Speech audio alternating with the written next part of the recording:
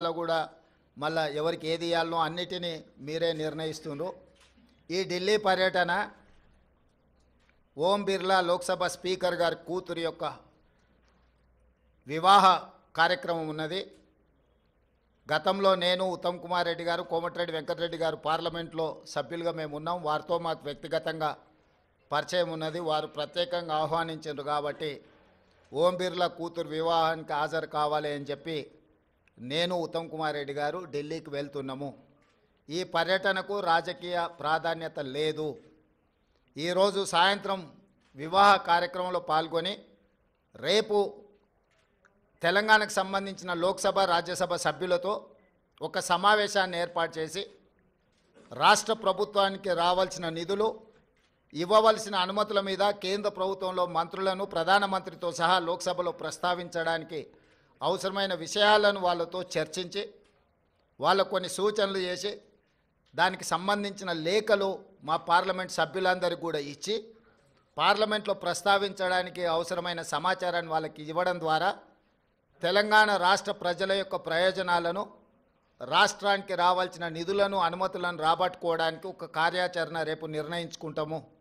అదే కాకుండా ప్రధానంగా ఎయిర్పోర్ట్స్ విషయంలో, మెట్రో రైలు విషయంలో, అదేవిధంగా నీటి కేటాయింపుల విషయంలో ఇట్లా ప్రధానమైన అంశాలు కేంద్ర ప్రభుత్వం దగ్గర దీర్ఘకాలికంగా వాయిదా పడుతూ వస్తున్నాయి.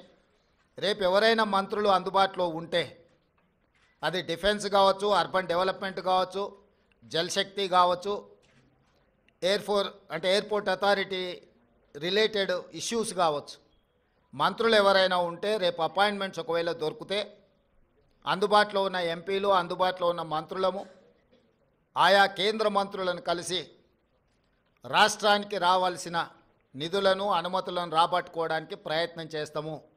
ఈ ఢిల్లీ పర్యటన ఇంతే. కొంతమంది హరాజ్ పాట పాడినట్టు 26సారి, 27సారి, 28సారి అని ఇట్లా హరాజ్ పాటలు పాడుతున్నారు. వాళ్ళలాగా పైరవీల కోసమో, కాళ్ళు పట్టుకోవడానికో, కేసులను ఎత్తేయించుకోవడానికో, మోడీ ముందు మొక్కలిల్లడానికో ఢిల్లీకి వెళ్ళడం లేదు.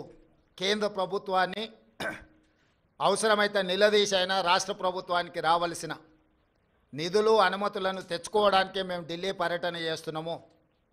ఎవరి కాల్లో పట్టుకోవడానికో, కేసుల నుంచి తప్పించుకోవడానికో, గవర్నర్ నుంచి అనుమతి ఇవ్వకుండా ఆపుకోవడానికో మా ప్రయత్నం కాదు. వాళ్ళకి నేను సూచన చేస్తున్నా, మీరు 10 సంవత్సరాలు నిర్లక్ష్యం చేయడం వల్ల రాష్ట్రానికి తీరని అన్యాయం జరిగింది. కేంద్ర ప్రభుత్వాన్ని